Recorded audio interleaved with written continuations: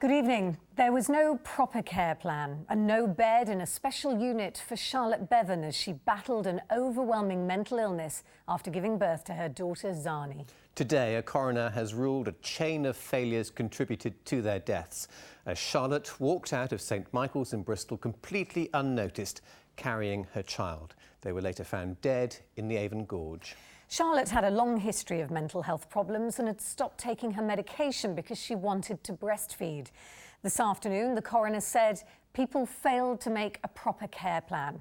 And when she became unwell after the birth, it wasn't really spotted and managed. Charlotte's family were at the inquest. Following from what has been heard in evidence, the family would urge the commissioners to fund a dedicated perinatal mental health service. There will be no further comment, and we would ask the media to respect the family's privacy at this time. Thank you. It's all highlighted the scarcity of help for people like Charlotte, and in a moment we'll be looking at what assistance is available.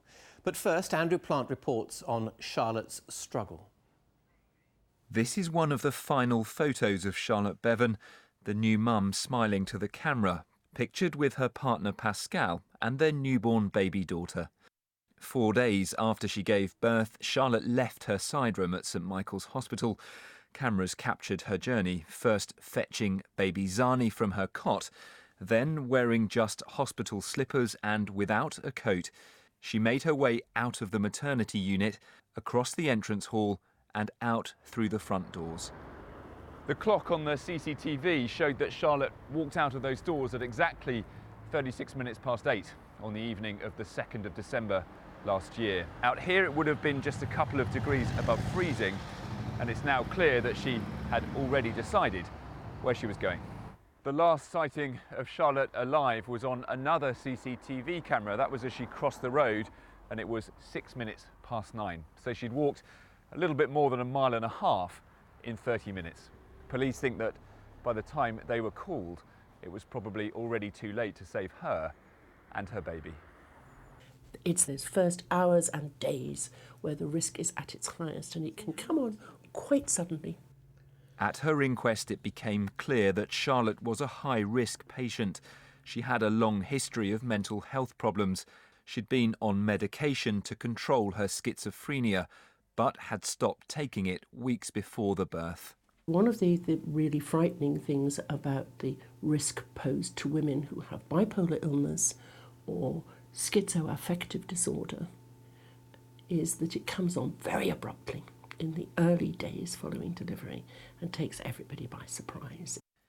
Charlotte had attempted suicide before, stabbing herself, blaming voices in her head. But medication had helped. She'd even left Bristol to study, fighting back against her illness to retake control of her life. She had been already in Brighton for about a year, and she had studied a course to be a masseuse.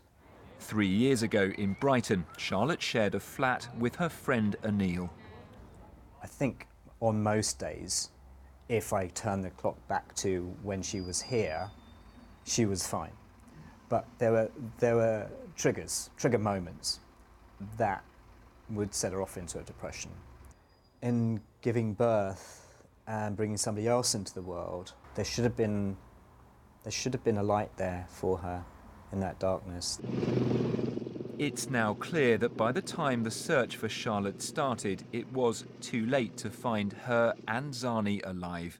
Her final visitor in hospital, boyfriend Pascal, left the ward at 8:25. Charlotte disappeared just 11 minutes later. It's then 22 minutes before anyone noticed and almost half an hour before the child abduction procedure kicked in and the hospital doors were locked. Across town, exactly 1 minute later, Charlotte was seen on that CCTV.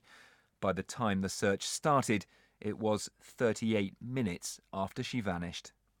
Charlotte's hospital slippers were found at the top of the Avon Gorge by a dog walker early next morning, and then questions began to be asked about how a new mother and her new baby slipped so easily away from safety and into the night.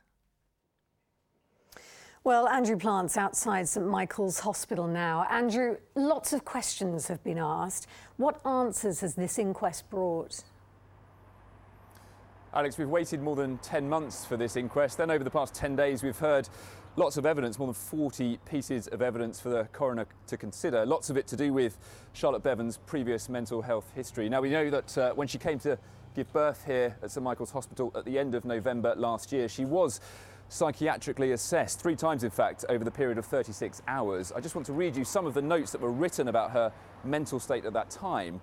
They said she had lost interest in food, that she'd barely slept in 4 days, that she was suffering from paranoia, and that she had delayed responses, which can be a sign of someone hearing voices. Now, they are all things that independent experts later said were fairly classic signs of a relapse, of someone slipping into psychosis. But despite those notes and despite the assessments, her condition was missed. It just wasn't diagnosed. Things the coroner today said were systematic errors, a series of failures. And today the NHS said that things needed to change. The deaths of Charlotte and Zaani were tragic, and I want to begin by expressing on behalf of all the NHS organisations involved our deepest condolences to Charlotte and Zaani's family. We will act on the coroner's findings to ensure that mothers with mental health needs and their babies have access to the services and professionals they need to keep them and their babies safe during pregnancy and following their birth. So for Charlotte's family and for Zaani's father, Pascal, who has been at the inquest for the past 10 days too, there is finally an end to what started here last December. But it ends knowing that Charlotte Bevan was failed, and so was her baby. Andrew Plant, thank you very much.